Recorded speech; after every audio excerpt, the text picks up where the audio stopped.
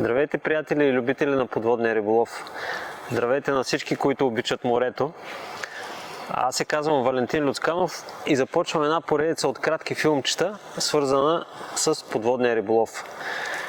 Целта ми е да бъда полезен на тези, които сега започват своя път в подводния риболов и в своето гмуркане, тези, които са открили това хоби и тепърва им предстои да навлязат в дълбините на нашето море и на самия спорт.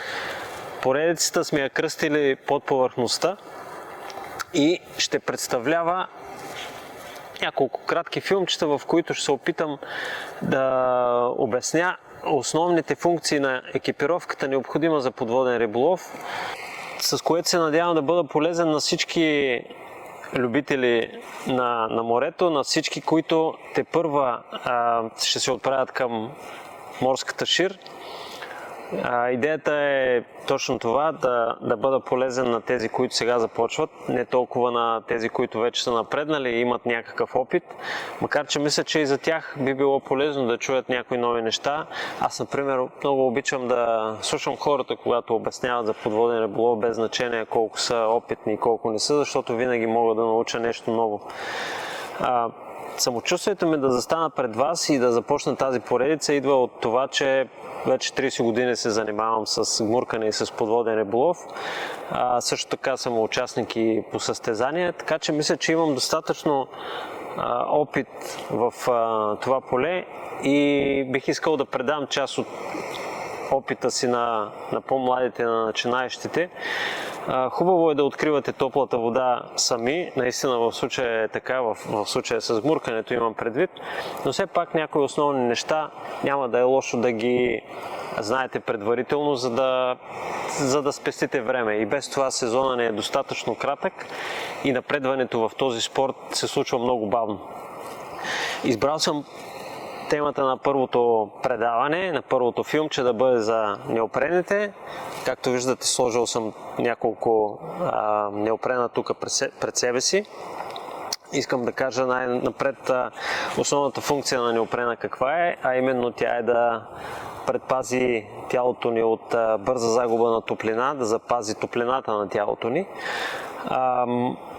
Водата е почти 500 пъти по-плътна от въздуха, което означава, че топлообмена става много бързо и ако не сме екипирани, много бързо ще не стане хладно. Затова са създадени и ние използваме неопреновите костюми, за да се предпазваме от това нещо. Другата функция, която изпълнява неопреновия костюм е да ни пази от околната среда, от това да се ударим в камъни, да се нарежем по мидите, от опарванията на медузите. Но основната функция, както казах, е да запази топлината ни и да удължи престоя на гмуркача в водата. Има няколко вида неопрени, за които искам да спомена. Освен дебелината, в която се различават, има от 1 мм до 10-12 мм неопрени. В зависимост от това каква е температурата, се използват различни дебелини на костюмите, логично. Но искам да обърна повече внимание на материала, от който е изработен неопрена. Най-грубо казано, това е една гума, в която има въздушни мехурчета, които всъщност играят ролята на изолатора. По-важното е самия материал, от който е направен неопрена, в смисъл дали има плат отвънка, дали има плат отвътре, дали има плат от двете страни, дали изобщо няма плат. И да отлича така основните разлики и плюсовете и минусите на всички варианти. Сложил съм няколко неопрена пред вас. Този неопрен тук е с хеланка отвънка. Хеланка се нарича плата, а отвътре е гол неопрен, вендуза. Предимството на този неопрен е, че плата отвънка играе ролята на един предпазен защитен слой за самия неопрен. Прави го по-издържлив на външните влияния, на скалите, на мидите. Удължава живота на неопрена при всички положения.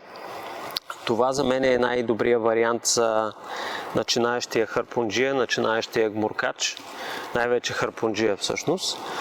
Хеланка отвънка, плат отвънка, а отвътре да е вендуза.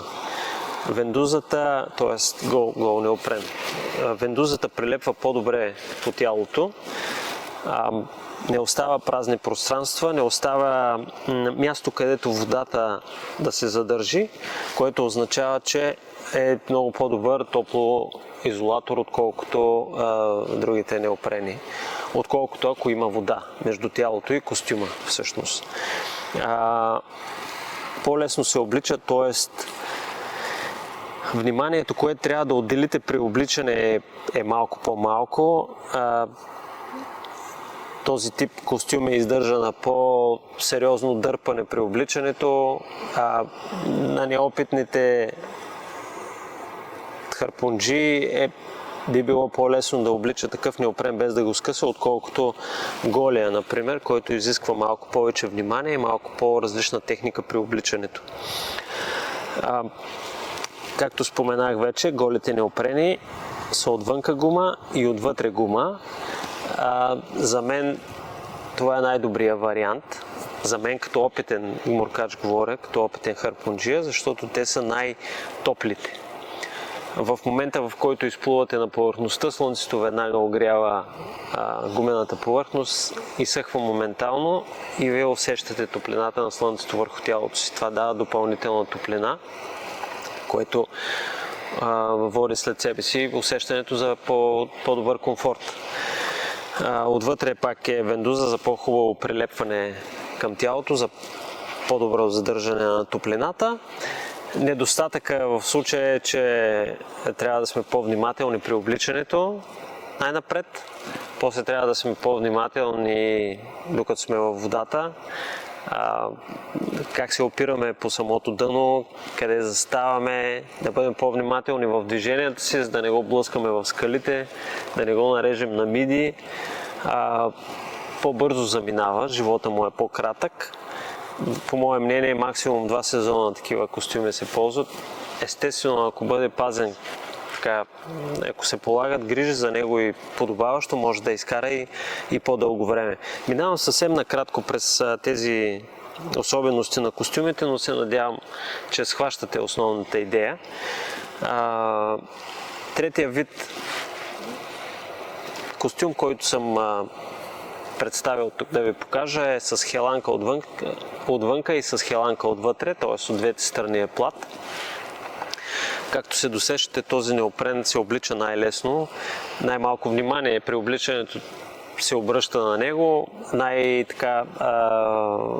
Издържлив във времето е. Може да се облича на сухо. За мен е един добър вариант за студените месеци, когато не трябва да се мокрите, а може да го облечете направо като анцунг и да влезете във водата.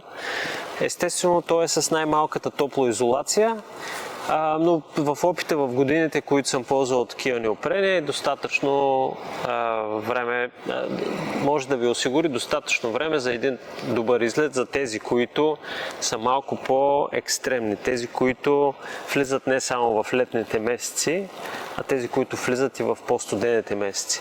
Естествено, може да се ползва и през лятото такъв неопрен по-тънък, например, но смятам, че в летните месеци другите неопрени са един по-добър избор.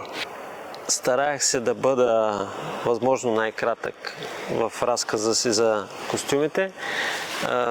Надявам се да съм бил полезен с тези няколко изречения.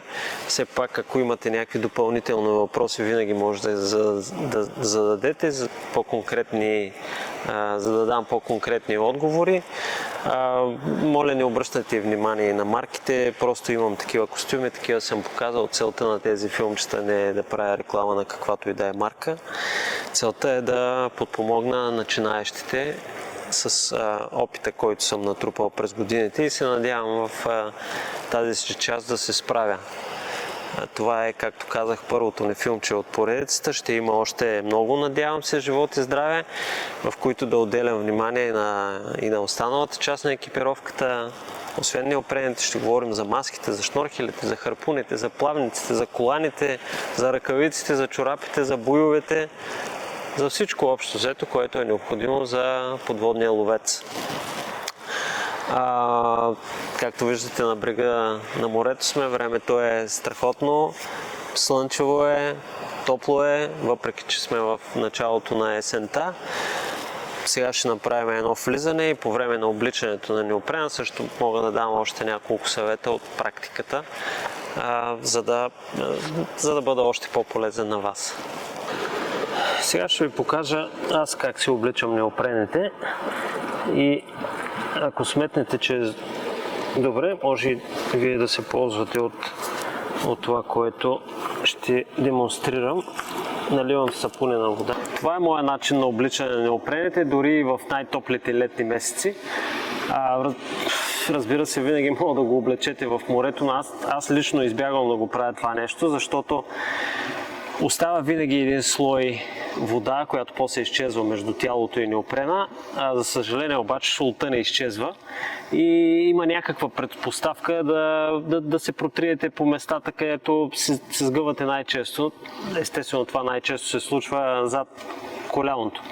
Затова винаги се обличам по този начин, правя сапунена вода, наливам вътре в неопрена, поливам и себе си малко и така го обличам. Сега един много тънък момент, който също може да заимствате.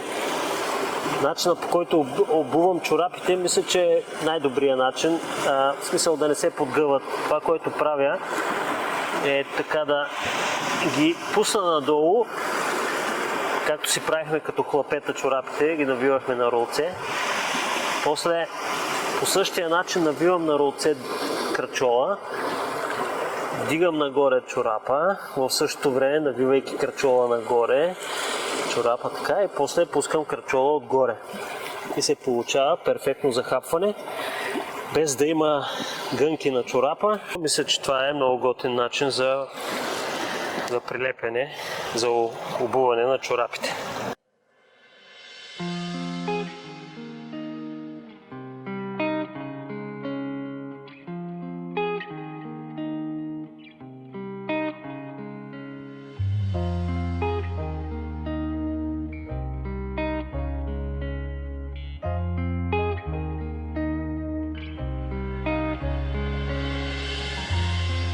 My face above the water, my feet can't touch the ground, and it feels like I can see the sands on the horizon every time.